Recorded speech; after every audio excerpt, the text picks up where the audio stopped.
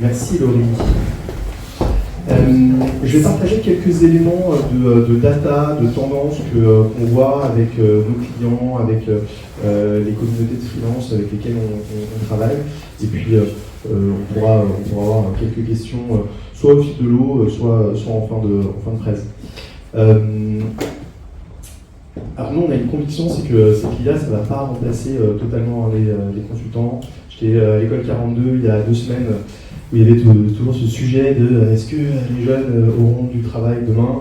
Oui.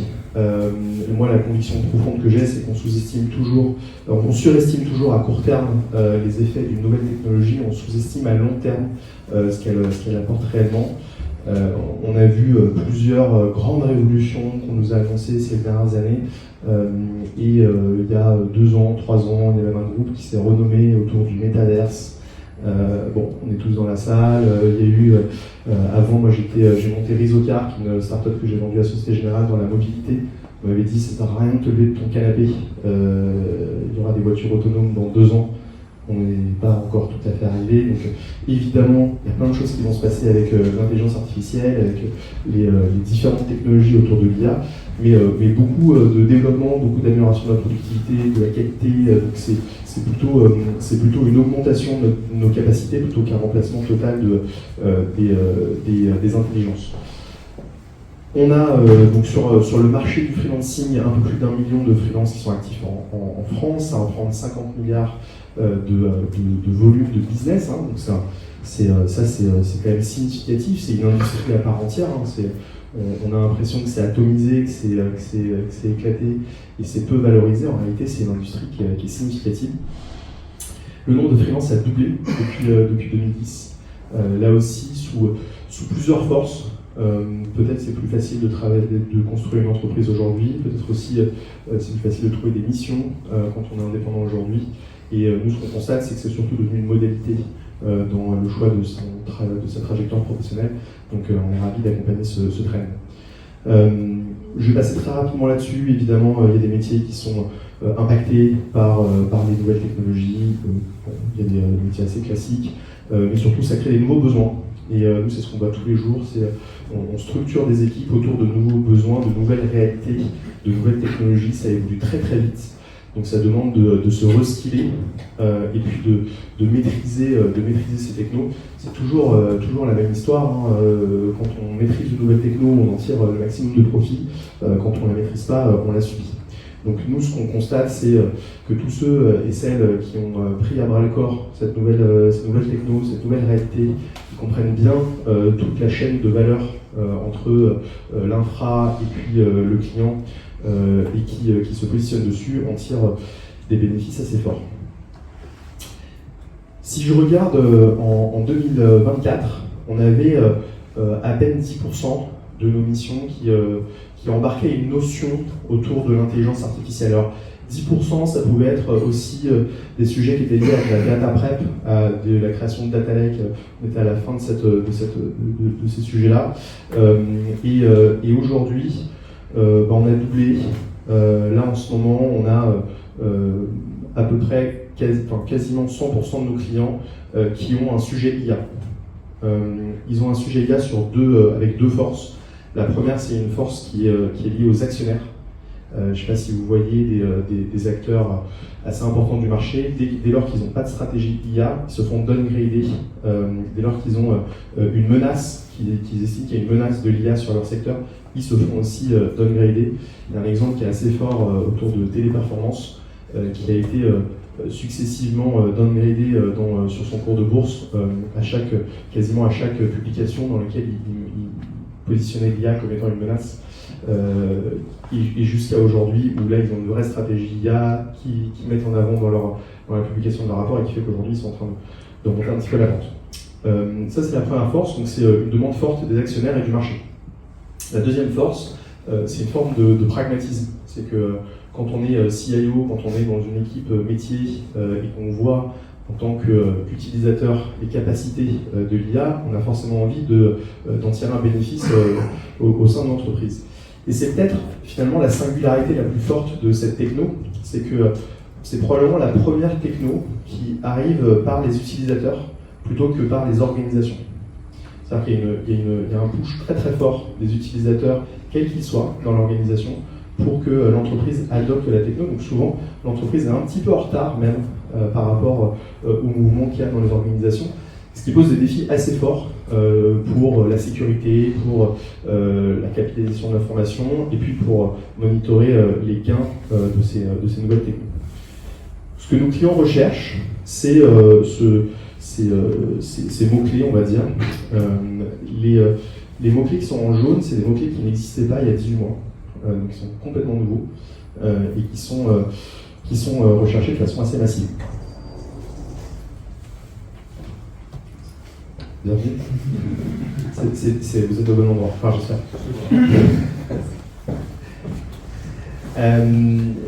On a également une forme de full stack sur l'IA. C'est-à-dire qu'auparavant, on voyait sur des missions un découpage assez fort. C'est-à-dire qu'on voyait 3 profils pour 3 besoins bien découpés. Ce qu'on voit maintenant, c'est une tentation d'avoir recours à des profils full stack, donc qui maîtrisent plusieurs paramètres de cet ensemble, hein, qui parfois chez les clients est un peu qui ressemble à un maelstrom qui est pas très net, et donc on cherche des personnes qui sont en capacité de piloter et notamment avec des agents et d'adresser l'entièreté de la chaîne de valeur qu'on pouvait avoir auparavant divisée sur différentes personnes. Ce qu'on voit aussi, c'est que les meilleurs profils qui ont pris la vague et qui ont des expérimentations, des résultats à partager, en général, ils facturent 10% mieux que les profils à expérience équivalente. Donc on voit bien à la fois qu'il y a un petit shortage, mais aussi qu'il y a un premium, parce qu'il y a une vraie valeur qui est recherchée. Ça, c'est intéressant parce que ça évite la paupérisation des ressources. On se crée des compétences, on les valorise. Et nous, chez Comet, évidemment, c'est l'un de nos sujets, c'est vendre de la valeur, accompagner nos clients et faire en sorte que tous les consultants qu'on peut accompagner également soient skillés au maximum des attentes de nos clients. Chez nous, on a à peu près 15% de missions en ce moment-là, au moment où on parle, sur lesquelles on n'est pas sûr de pouvoir staffer parce qu'on n'a pas tout à fait les bonnes ressources pour répondre aux besoins. Donc on fait un travail de formation, d'accompagnement, d'orientation, on travaille avec des partenaires, avec des solutions du marché. On chasse d'ailleurs pour des solutions assez importantes du marché, parce qu'eux-mêmes ont du mal à se staffer sur des grands noms de la place. Et donc évidemment, c'est un principe de réalité qu'il faut bien prendre en compte. Il y aura de quoi faire pour tout le monde, et il y aura de la matière, des sujets intéressants dans beaucoup d'entreprises.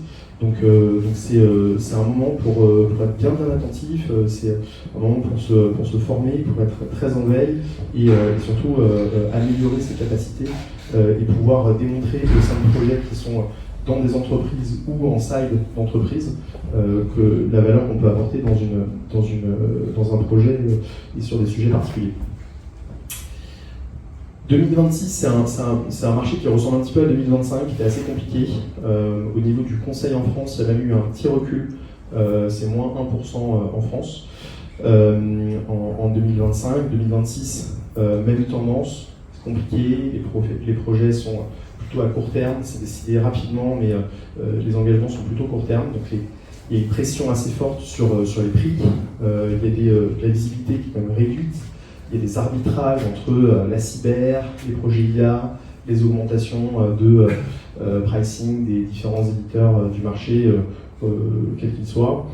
Et donc, dans ce marché qui est sous tension, avec des missions qui sont plus difficiles aussi à les capter, encore une fois, tous ceux qui arriveront avec une expertise forte et une matière auditable auront un avantage certain.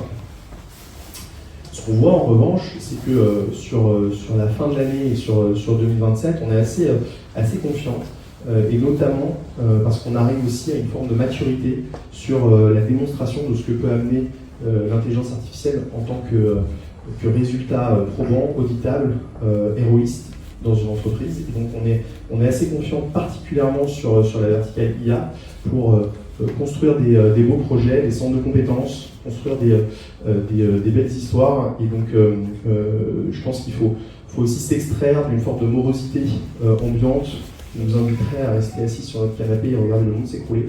C'est pas du tout notre sentiment. Nous, on est très très positif et donc évidemment pour tous ceux qui seront en capacité de démontrer une expertise, il y aura de quoi faire. Je vous partage un business case. Ça c'est pour un grand client de la beauté pour lequel on a fait 130 millions de sessions utilisateurs. Alors c'était sur un simulateur de maquillage avec un diag de scan, de cheveux, de peau, tout un ensemble de paramètres qui étaient extrêmement complexes et qui partaient évidemment du scan utilisateur, mais qui étaient reliés à tous les produits de cette grande marque leader mondiale. Et donc voilà, il y avait une équipe assez expérimentée et qui a produit des résultats qui étaient phénoménaux. C'est bluffant. Et ça, c'était inimaginable il y a à peine 18 mois. Donc ça marche, et ça donne envie de faire d'autres projets. Quelques conseils très humbles d'observation qu'on voit.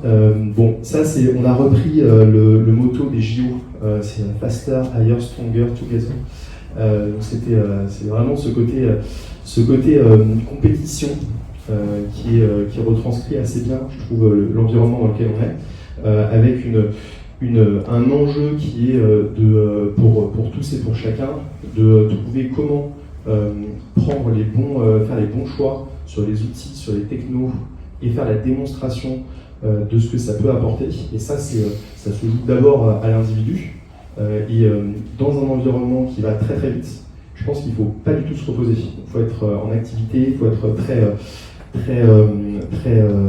concentré sur toutes les nouvelles solutions et pouvoir les absorber le plus vite possible, parce que c'est ça qu'on attend de tous et de chacun. Et donc c'est ce qu'on nous met en œuvre avec nos clients. Puis un petit point sur un truc qu'on aime bien ici, c'est que l'intention précède le geste. Là aussi, si on prend le sport, moi je suis toujours fasciné de voir comment les Roland Garros, comment on envoie une balle à un endroit donné avec un mouvement, comment ça se passe, comment ça s'organise. Et je trouve qu'il y a un point important, c'est de se dire que l'intention précède le geste, c'est-à-dire que si vous voulez atteindre un objectif, si vous voulez vraiment atteindre cet objectif, probablement vous allez tout mettre en œuvre pour l'atteindre. Si vous ne voulez pas atteindre l'objectif, finalement, vous allez trouver des excuses.